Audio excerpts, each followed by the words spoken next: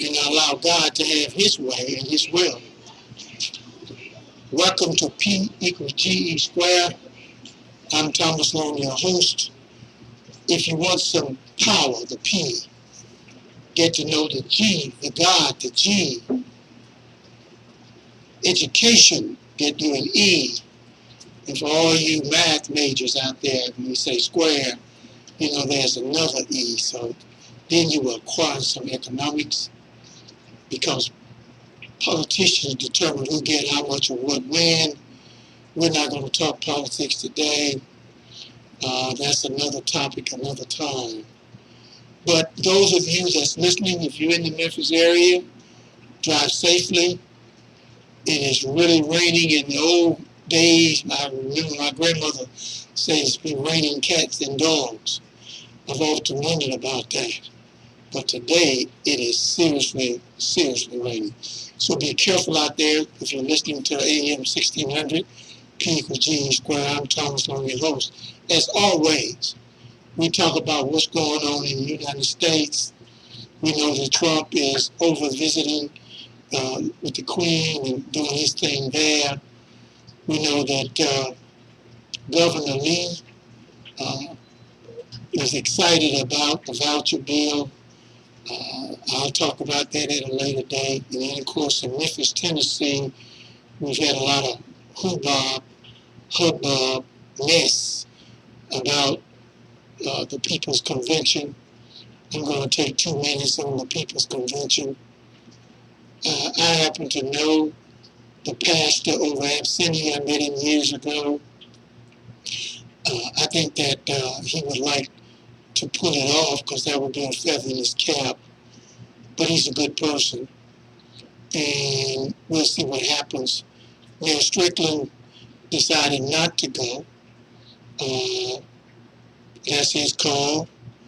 I'm Dr. Harrington's treasurer, and I was fully aware that Dr. Harrington was not going to go, because the people will vote in October on Election Day.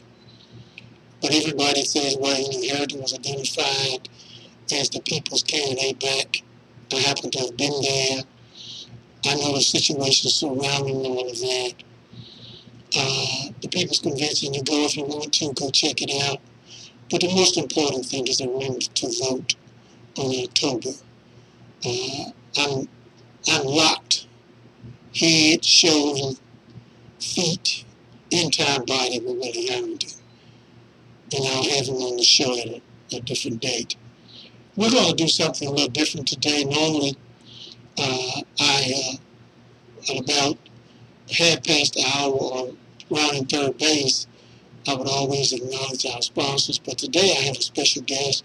She's going to be calling in, and so I don't want to interrupt once we get into her presentation. But I want to say to all the listeners out there, the radio programs such as P equals G squared remain on the air because of sponsors. Those sponsors such as Time and Space Media, your hourglass of all your advertising needs, 901-219-1043. We're going to talk about your wellness center, 1087 Alice. It serves the Pine Hill, Longview, South Memphis areas. You know, if you need a doctor, just walk right in. That number, 901-271-5379. El-Amin Fish Market, 1301 Winchester Road, 901-332-8093. Tennessee Regular Baptist Bookstore. Kudos go out to Mr. Adrian Killebrew. Adrian, thank you so very much for picking up my tab today at Steen's Restaurant. I got there and they told me it was paid for, but I really do appreciate you, brother. But for all of you out there, go by 1055 South Bellevue. You know, reading opens minds and doors to opportunities. I want you to tell Mr. Killebrew that you heard about it on P equals G squared, and tell him I said thanks for the lunch. Case Management Incorporated, 3171 Directors Row, corner Brooks and Directors Row. You know, mental illness is something that in the black community we don't like to talk about. It's like it's taboo.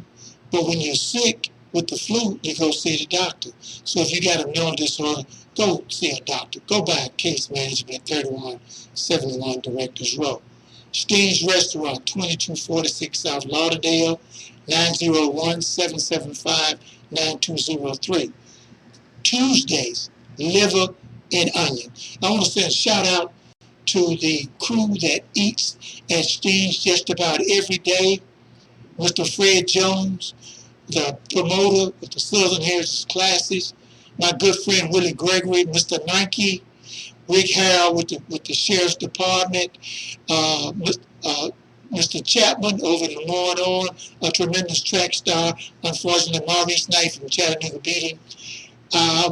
It's just nice to see people. LaTroy Williams, he and his family were there. So we fellowship there. It's a great opportunity. Go by Steen's Restaurant, 2246 South Lauderdale. Miss Steen. And I also want to say welcome back to Miss Steen's sister. She's been out in the weather. And obviously from her daughter-in-law, Miss Walker. To all other folk there at Steen's, it's nice to see everybody. Go by and check it out. And I want to remind everybody that programs such as P equals GE squared remain on the radio because of sponsors that I've just read off. Shop with those sponsors because people say it's not about the money. It is about the money. And that's how they stay in business because patrons go by and shop. Miss Steen's liver, super liver today, calf liver. Thursdays, salmon croquettes. Fridays, whole fish, big bone buffalo. Stop by and check it out. And I want to just say thanks to all those sponsors for supporting P equals GE squared. And it is. Just remember, P equals GE squared, God, Education, Economics. It's about the business. Today, I've got a special guest calling in, Dr. Karen Streeter. She's a doctor of psychology. And if Dr. Streeter, if I'm butchering up whatever, when you come on, call in, you can clear up everything that I butchered up. The call-in number is 452-3094, 452-3094. Hopefully that is the number that I text Dr. Streeter regarding where to call in. She will be calling in. I've got a tremendous relationship with the Streeter family. The late Randolph Streeter, the late Catherine Streeter, that's Dr. Streeter's mother and father. I had the opportunity of working with them at the Memphis City Schools, auditing with her daddy and her mother. She was in all kinds of programs. And I'm just excited that Dr. Streeter, she was going to be on live, but we had some technical difficulty last week and we couldn't make it happen. But she's going to call in, and we're going to talk about change. My question is that I've always asked people when you talk about things. I always simply ask people that when we were on the plantation, they kept us in rags and they let us. We couldn't see, and as you notice, I'm putting on these spectacles because age is having its way with me. But I really wanted people to understand that when we're talking about what happens with people, people need to understand that appearance makes a big difference. And today we're going to address a couple of those things. The topic, why did we decide that the plantation was better than being free? Why did we decide that the plantation was better than being free? And my special guest, Dr. Karen Streeter, will be calling in. We are live streaming. And just a short topic would be changing. I am disturbed by what I see with our young people. Our young people, they dress like they just got out of bed. They wear pajamas. They got flip-flops. When they go to work, they just look ridiculous. Now you have to understand, if I'm stepping on toes, it's not to be personal. I'm a 1949 baby, and my parents, my mother, father, and grandparents, they stressed that it was important to look a certain way. If you can go back, that's why people have always held the ministers up in high esteem, because the ministers always were impeccably dressed. But our young people today, it seems as if though it doesn't matter what they put on, what they wear. I'm going to take a pot shot at the women initially. The young people, they put the plantation bonnet on. My granddaughter was over at the house a couple of nights ago, and she put one on, and then she wanted to come out of the house with one. I asked her, where was she going? She said, I'm rolling with you, Papa. I said, no, you're not, because she looked awful. And I see so much of it. I see people wearing flip-flops. The guest on the line. The guest is on the line. Dr. Streeter, are you there? Yes, I am. Good afternoon. Dr. Streeter, thank you, Dr. Streeter, for agreeing. I know the weather, I said earlier that anyone that's out there driving, be careful because the rain is really coming down. I've been shaping up the program today. I did give kudos out, obviously, to my good friend, your father, the late Randolph Streeter, your mother, Catherine and I, Streeter. So I let them know that you're just not somebody that I reached out and said, well, she's a doctor of psychology, and make sure I'm saying that correctly. But it's that I've known you just about all of your life. Yes, I was going to say maybe even before I was born. Yes, you're absolutely right. And so I'm glad you agreed that we're going to get into the topic. But I was thinking that I wanted to allow you to shape the topic where we're trying to go. But before you do that, I wanted to give you and your sister Randall a shout out. Let them know that you all are boxing promoters. Yes, we are. So you may want to, I don't know if Randall's there with you, she may want to jump in and say something, but I did want people to know because it's amazing to me. I like boxing. You know, I was back with Muhammad Ali, Cassius Clay, and to just that I know two female boxing promoters, I'm just excited to let everybody know that I know, and that you guys can, whenever you want to talk about it, you can on the program. But I'm going to throw it to you and let you talk about our topic, talk about your educational training, what you do, and all of that, and then we'll get into the program. Okay, well, thank you so much, first of all, for inviting me. And my sister is not on the phone as of yet. She has clients that she makes beautiful every single day. So she would really have a lot to say about how people look every day. But I'm representing for both of us right now. And you're right, I am a licensed school psychologist. I have a private practice, and um, me, along with several of my business partners and interns, we service many, many schools in the Memphis and Shelby County area. So I know firsthand about how people, how the looks have changed throughout the years, and I'll get to that in a few minutes. But I would also like to talk a little bit about being a licensed boxing promoter, and we are so excited about this new challenge in our lives. And um, it has been a long road to get to this point of being licensed boxing promoters, because it's a small community of people, and you must be accepted,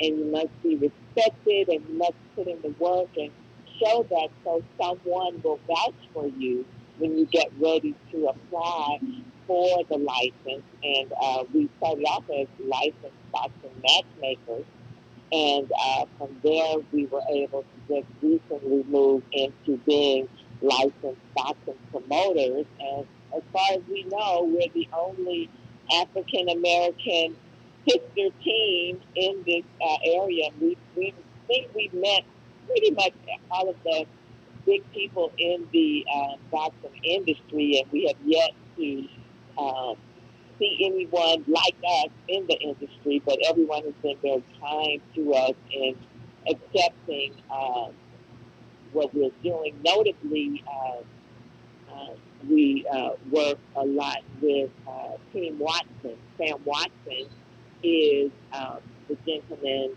who you see with PBC Boxing, and you see him all the time on television. He's on there with the Sun, and almost any PBC fight you see, you will see Sam Watson. He's the face of Al Heyman boxing, and he's actually from Memphis, Tennessee. And he was able to befriend us and help us to really get a start in the boxing area. And, our father was a Golden Glove boxer. He fought during the time with Mayor Harrington and all of them. I think they probably were the tiniest boxers you ever could meet. I think they were one tall and one short, but both small in stature. Yes, exactly. But were very good and remained interested in boxing throughout his entire life. So we grew up watching Muhammad Ali and Sugar Ray Leonard and Leon Spinks and all of those great boxers throughout the years. I mean, a great boxing match for us was like a holiday. We didn't have to go to school the next day. So we remember, just our whole family watching boxing and then arguing about who really won. And so we're just so happy to be able to be a part of that. And actually, I mean, that's almost like a whole other lifestyle from what I do every day. But when you called me and asked me about this particular topic, it really resonated with me because what I do as a licensed school psychologist in private practice is I identify those barriers to learning that children experience every day. Dr. K, before you get there, I did want to. Do you have a website that someone that may be interested in the boxing and also the psychology? If you have websites. Yes. Well, for the boxing, we have a couple of different ways you can actually get to us. We have Facebook, which is SS Boxing Matchmakers, and we also have a website, StreeterTwinsPromotions.com. So either one of those, you're able to reach us and find out about what we do, and we have our numbers on there to get in contact with us. We also have On the Couch with Dr. K, which is a fan Facebook page from the radio show. And if people are interested, they can see all of our previous radio shows on there where we pick topics much like what you're doing and approach them from a psychological point of view. And then Randa also has Randa Patton Streeter on Facebook as well. So any of those will get you to us either regarding psychology or boxing. And we were talking with you last week about some of the things we were doing with a winery, and we just got the final touch for the posters today. So very soon we will be having some signings around the city and around the country. So Sweet Bitch Wine and Calitos Wine, they are honoring us as Black female boxing promoters. I'm gonna be out there very soon. I want to bring you and Randall back. I'm so accustomed to calling you K and then so Dr. K and then there. We'll come. I'll have you back on the show. Maybe this time we'll be able to do it live and we'll talk about the wine and all that good stuff. But you were mentioning about identifying behaviors at an early age. So take it from there and let's go with it. Okay, well, one thing, the major thing that we do as school psychologists is we diagnose disabilities. And in our profession, we look at educational disabilities, which are also usually psychological disabilities that really affect a child's ability to learn or prosper in the classroom. And when we're talking about parents and why people look the way they do and how it seems to be really going down and people just kind of giving up, it caused me to think about one of the major symptoms of depression. And one of the major symptoms of depression is um, just being disheveled and not caring about your personal appearance. And what I'm finding is I spend a lot of time actually talking with the parents of these children. And oftentimes, the fruit doesn't fall very far from the tree. So a lot of times when I have children who have problems, they're coming from problematic issues from the home. A lot of times it's a single mother, she's depressed, she's overworked, she may have experienced some type of trauma. A lot of times it's involving the father of that child. So she comes and she shows up in a t-shirt with that has a hole in it. She has on no bra. She has on some leggings that are maybe dirty, flip flops, and a head rag. So that automatically lets me know, oh, okay, I'm dealing with a person who is experiencing some hardship herself. And just that look shows that she is maybe experiencing not only just some emotional problems, but she may also be experiencing some financial problems. Maybe she's, you know, not able to spend money on her clothing the way she would like to spend money on it. And I'm seeing that more and more. It used to be when parents had to come to school, they would dress up because they were meeting with certain people. But as we're going on, it's not the same way. In fact, if you recall, maybe I think I heard a couple of weeks ago, Representative Antonio Parkinson was even thinking about having a law about how parents needed to dress coming to school. Yes, he wanted to introduce some legislation. Yeah. Yes. Yeah, and I think that would be great. I also think it's going to be problematic because it's more of the norm now for parents to come to school like that. And those are the ones who really need to come because they have the biggest problems. Their children have more problems learning. They have more problems with their behavior at school. And a lot of times, if the parent is looking like that, the child is looking like that. And with they're setting up an example for it's okay to look like this.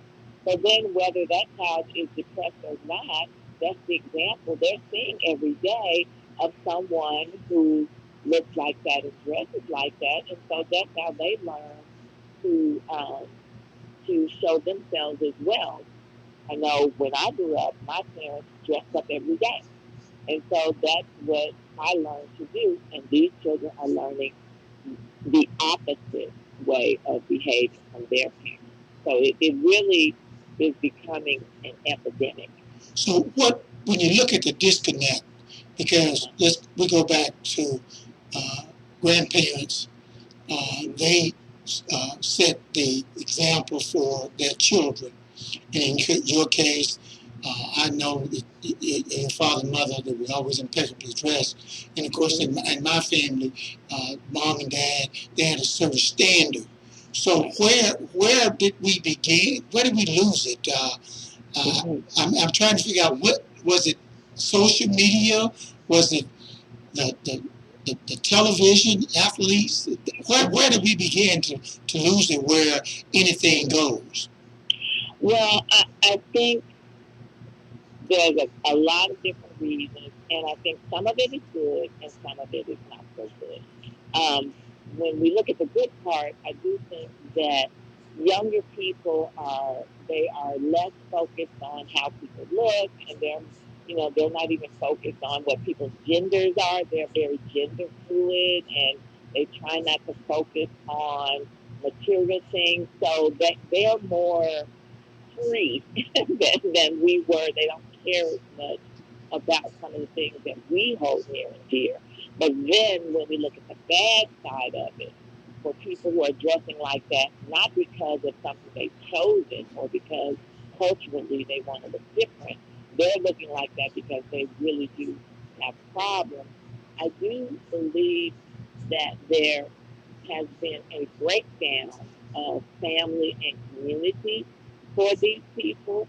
Oftentimes, when I talk with them about who can help you, who are your resources, who can help you with your baby when you're at work, no one. They are disconnected from their parents. They are afraid of the people in their communities. So you have a lot of people who are disconnected from other people. So there is no one there to even say, hey girl, what is that you have on? You need to put on something different. There's not an elder person to even give advice or to show a different way of living. A lot of these people that I see, they if they are even connected with an older person, that older person is raising their kid and they are working 2 or 3 jobs. And so they barely see their child. They barely even see the elder person. It's just kind of like this, living to work, working to live, living to work, just an existence and not really a life. So that breakdown of being connected with people, that's a major problem. Whereas we used to have the support. Right. We had mother and father, and we had grandmother and grandfather. If mom and dad was working, they could pick the telephone up and call grandparents, and they would come right in and pick up the children and do what was necessary they needed to get done. But now, because they don't have that, because some of the grandparents may be less than 10, 12 years older than the child. Right. And You have that age. You don't have that large of an age difference. And then, if you think about it, African Americans are afflicted and affected by social ills at a higher rate than almost any other community. So, oftentimes, we are sicker, we are poorer, we are less connected, and any of those can lead to depression or just not caring much about your future or what's happening. If you have a job where you are maybe working in a factory, so it doesn't really call for you to have clothes that look nice. Um, it used to be where maybe you had a factory job or maybe you had a job that required you to wear a uniform, but then you went to church. And at church, that's where you brought out all of your finery because you were treated like someone who was really important. Maybe you were a deacon or you were Sister Patterson at church. And so that's where you really brought that. But now, a lot of churches are more casual.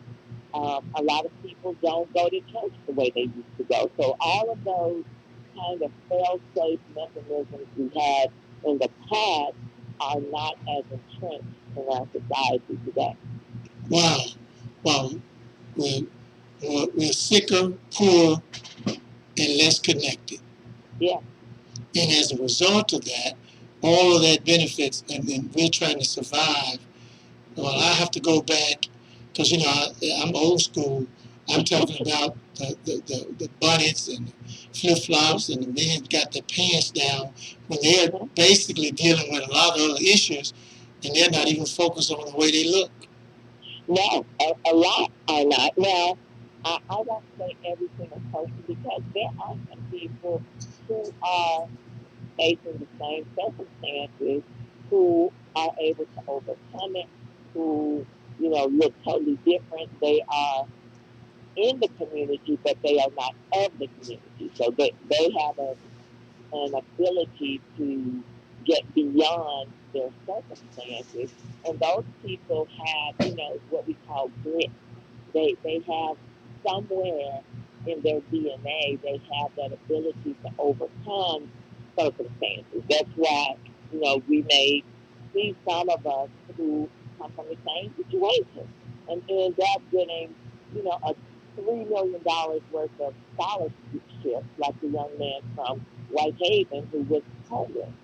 So, that's why a lot of times now studies have for years tried to figure out what is that special oomph, what is that special DNA cell that will make one person really excel over another person given the same exact circumstances. Wow. We got an excellent show going on for those that's listening. And if you would desire to call in, 901-452-3094, 452-3094. Call us in and let's talk to Dr. K. She's on the couch today. She is she's shedding light on because I'm old school and I just resent what I see and I never did think about the side effects. Now, what I'd like to do, Dr. K, if we can now, the school teachers dressed up, the principals dressed up, everybody had a certain style, a certain way that they wanted to look. But now you can't tell the difference between the teachers and the students who you can't tell that, and of course a lot of folks not going to church, so they're not getting it there. So, what give some recommendations, and I know that we've got you on the clock, and I understand that the people out there are getting they're getting it from a doctor of psychology, and she's going to help us all today. And the most important part of it, you call a friend, tell a friend, because you're getting it free today. Go ahead, Dr. K. Go ahead. Well, I do believe, number one, it is to show people you care about them. That's number one. Because before you can do something for somebody, before you can teach a child, before you can help them, they have to know you care. Period. And so you develop that by developing a relationship, by understanding what is happening with this person, by listening to whatever it is that they have to talk about. And then oftentimes, if you are a great example, you'll never know how much these other people who are looking at you, how much they care about you, and really they would love to look how you're looking. They would love to be out of that situation, but they don't know how, or they feel intimidated, or they just feel like they have suffered through so many things that they'll never ever actually be a winner. So sometimes doing that one act of kindness and care can really, really change somebody. Case in point, when my mother passed, now, and you know how she dressed. We were trying to get rid of all of her things, but it's like all of her shirts were silk and all of her suits were just wonderful, so we couldn't just throw them away. And we wanted to find people who really were trying to move upward. And so we found a couple of people who were um, had gone through some bad times in life and were trying to move upward. And so this one person um, had just been promoted to be the manager of a local food chain.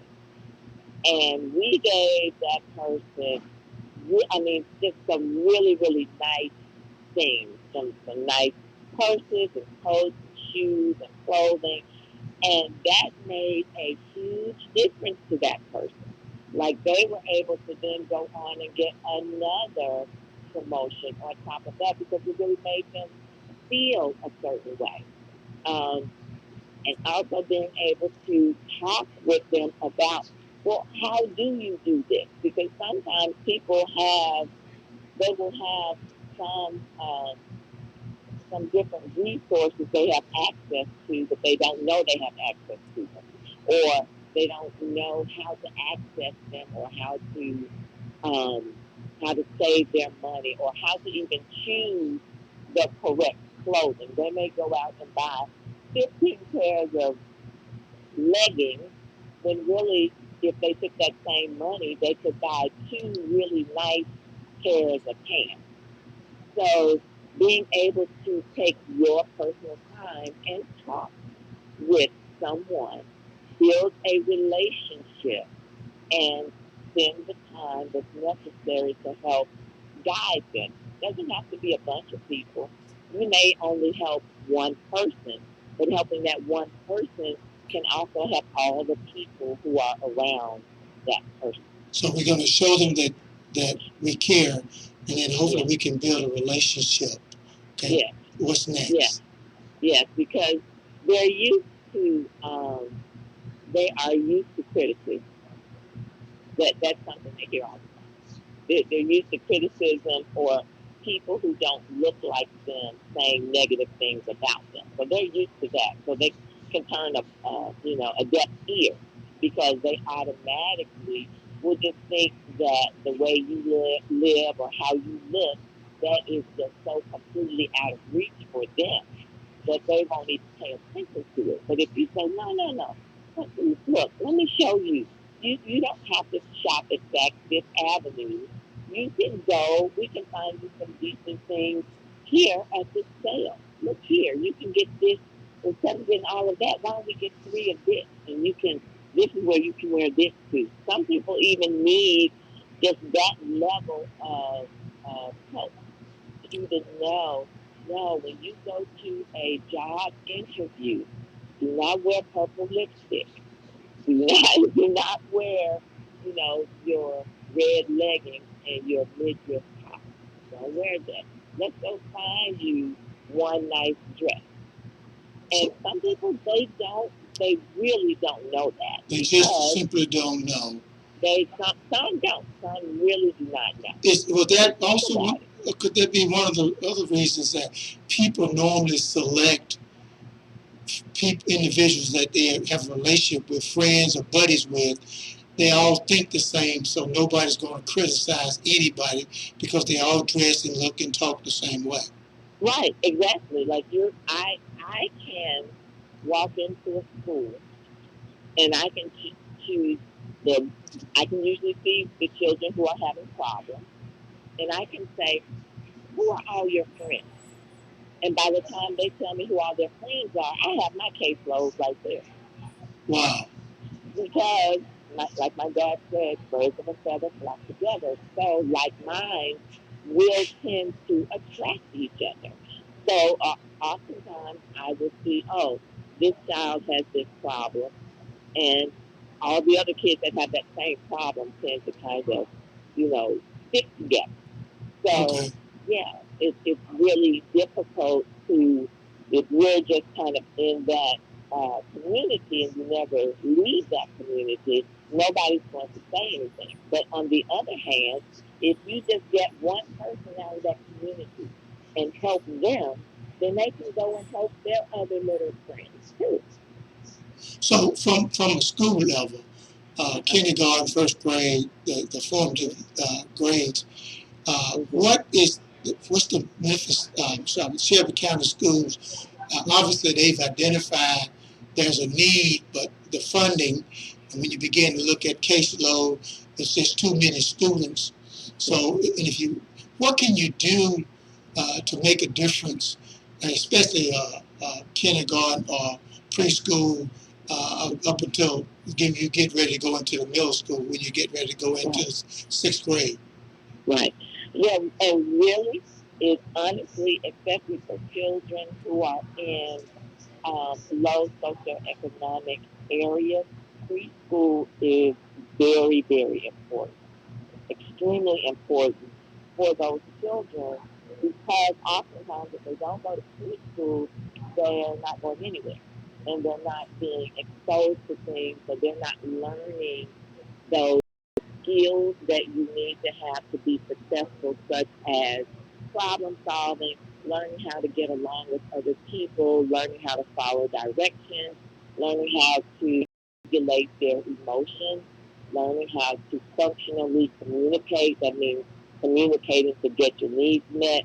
They don't learn any of that stuff So if you know that you are, working every day, you don't have a lot of time to spend with your child, and basically they're sitting at home with your mama every day who is just watching soap operas, which is fine because that's what my grandmama did. But you also need for them to be stimulated. So if you can get your child into a pre-K program, that is very important. And if that program recognizes that your child is lacking in some areas and they want to intervene, be open to them. Because then you can nip it in the bud before it gets to be a huge problem. Because really, if you wait until the child is in middle school, it's almost too late. It's not too late yet, but it's almost too late. So you really have to start looking at your child and preschool usually starts at the age of 4, but then we have even some early pre-K for those children who are like 3 and 2. Usually those kids who definitely have disabilities, you definitely want to get them um, linked up with somebody. In fact, the state of Tennessee is supposed to come find you. They're supposed to find those children who have disabilities who are out there so that we can address them as soon as possible. So It, that hopefully by the time they're in the third grade, they're able to read and get along with others. others. That's the major two things. If you can read, you can get along with others, then the rest will come to you. I heard the other day that the school board had approved and passed that budget. I know there's been a lot of discussion pertaining to preschool for all youngsters that are 4 years of age. I've always believed, I've always believed that preschool was a necessity because then those skills that you can master. If individuals are going to have daycares, then they should have some kind of measurable goals that you can make sure that they're teaching the children. But hopefully, Mm-hmm. if the dollars are available Mm-hmm. for preschool for all our youngsters, that's 4, and you're saying that we've got to hopefully make some change before the youngsters go to middle school. Otherwise, we may not be able to make those changes. So, are there are there any additional programs other than I know what you're doing, other locations, other uh, businesses around that that you could recommend if a parent, uh, because your caseload, they may have more children than they have actually psychologists. Mm-hmm. So Yeah. what could a parent uh, churches what could they do? But, well, and I think this is one thing that's important for parents to understand that pre pre-K is designed for those children because there is for right now for pre-K there's a financial component to it. You have to be in need financially, and that's because those children will not get the same exposure as say children whose parents make more money who are able to provide that type of experience for their child. Like I didn't go to pre-K. A lot of people my age, they didn't have it back then. But you still received that exposure because you were around your parents more. Your parents worked directly with you. So I don't want parents who feel like, hey, I'm going to homeschool my child or I have things that I want to teach them that's not okay. That's fine as long as you can provide that. But if you cannot, quarterly is one of the major sources for the Shelby County Schools pre-K program and the Head Start programs here in Memphis and Shelby County. And they're adding more classes every single year. They're going to add more classes next year. In fact, they already started enrolling kids for next year. But even if you haven't looked into it, as soon as school starts, you can look in the phone book. There are many quarterly and Head Start programs all around Memphis and Shelby County School. And even, you've got a lot of programs. I'm going to jump because I know time is going to be getting away, and anyone that's listening that want to call in 901-452-3094. But let's jump to let's 11th grade. Okay, youngsters are making decisions. They've got to take the ACT, SAT. The test has changed a lot. There's a reading component, all of that. Because what happens in 11th, 12th grade will pretty much dictate whether you can if you're going to go to the military, if you're going to go to, because I know the governor has this free community college program. But a lot of our youngsters in 11th grade, they don't have anyone that's encouraging them in a direction that they should pursue. So what do we do for those youngsters? I know you got guidance counselors in high school, but I always look at myself. I didn't know what a guidance counselor was until later. So it's not mandatory that, I don't know if it's mandatory or not, that you go see the guidance counselor 10, 11, 12th grade.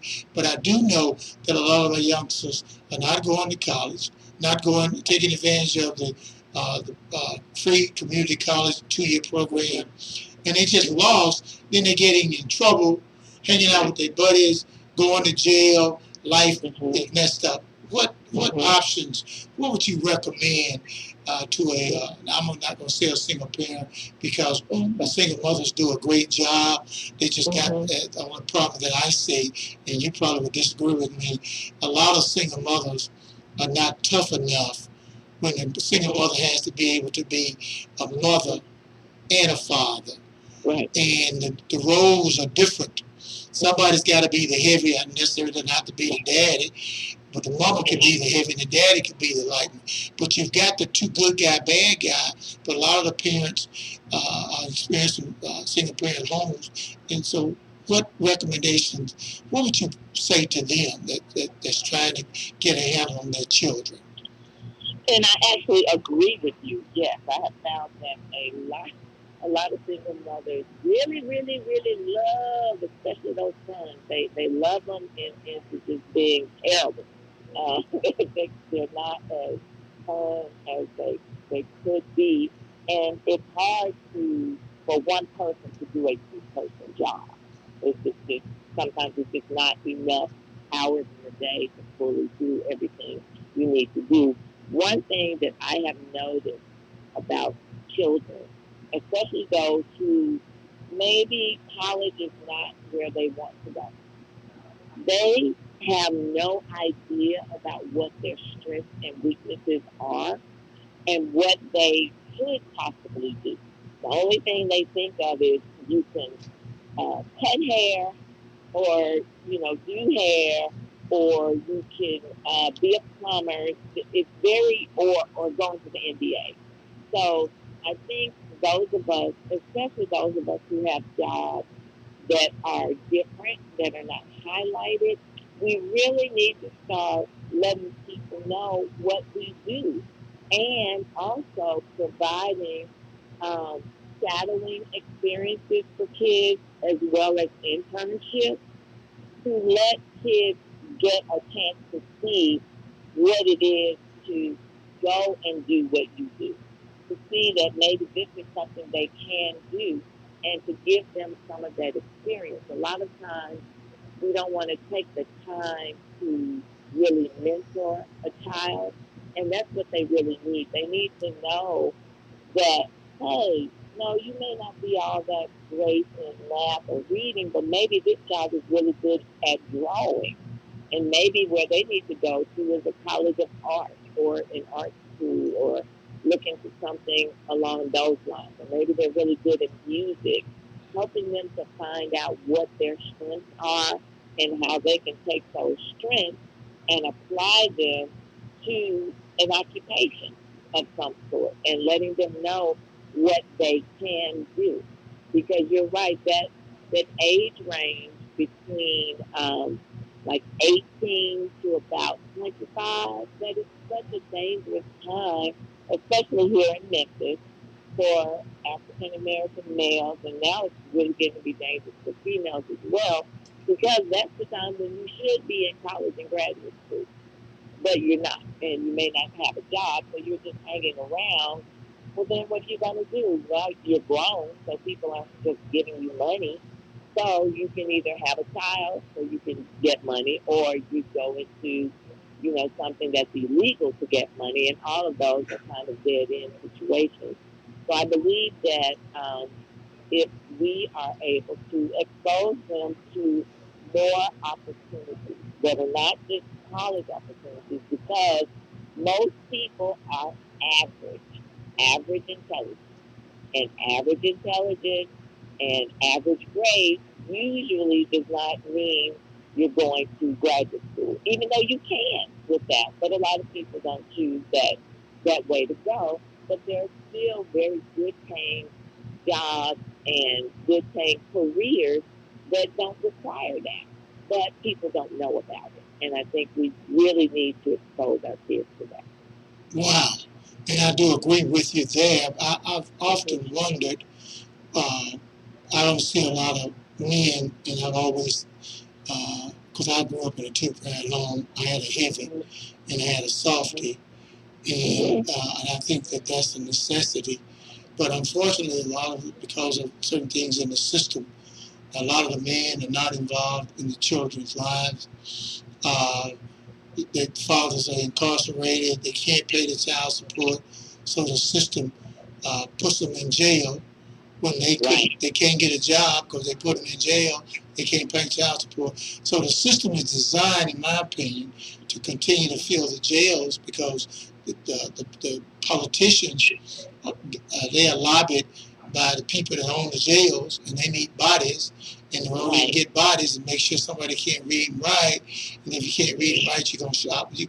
And obviously, in the newspaper yesterday, they talked about how homicides in the African American community has escalated. And I know people are always, I know on the news, they're always breaking news. Somebody's gotten shot, killed. They do all the sensationalism instead of just simply saying, let's talk about something. Let's once you get out of school with all the telephones and the video gadgets and everything going on, somebody can come up with something where maybe they can get the children for 30 minutes to tune, and we do a little checklist. And if it's fun, the children might do it. Because I've been a big proponent of jobs for young folks. I've been working all my life. I just believe that if you're 14 and want to work there, you ought to be able to get a job. Somebody ought to give you a job. Right. So I agree. But we've got so much, and we are rounding third base, and we got about 6 minutes, and I hope that. And I will be talking with you and Randall later, so we can obviously talk about the wine and whatever, boxing. But I am so excited when I talk to individuals like you who understand the psychic of some of our children, why some of our boys are so angry when they get to school. Oh, yeah. They are angry because that's all they get at home, and then when they get to school, they either get picked on or whatever, and all they know how to do is to fight. And we've got to make a difference. And I hate to say this, but even though we made tremendous strides in the African American community, I still think that we've got a long way to go. Oh, yeah. And people, and I think the only way we can grow this umbrella to shelter and to try to nurture and help my children is to, and I know the church is called upon so frequently, but that's where people go, the church, because when you go to church, nobody looks at you differently. You're there in God's house. So regardless to how you come, we're there to help. And we can do what? We show them that we care, and we try to build a relationship, because we recognize we're sicker, poor, and less connected than most ethnic groups. And I tell folk, if you're watching on Facebook and you see us, you can see the books that I have on in front of me. There's a book here to my right. It's called Ethnic America, and that book simply tells me that of everybody that came across on the boat, and most of us came across either willing or unwilling. But one thing about it, there was only one race of people that didn't, that integrated. Only one. And it happened to be African Americans. We have no wealth. We have no businesses. We have no support groups that we can come in because America wanted our money. And we spend all our money. We give it all away.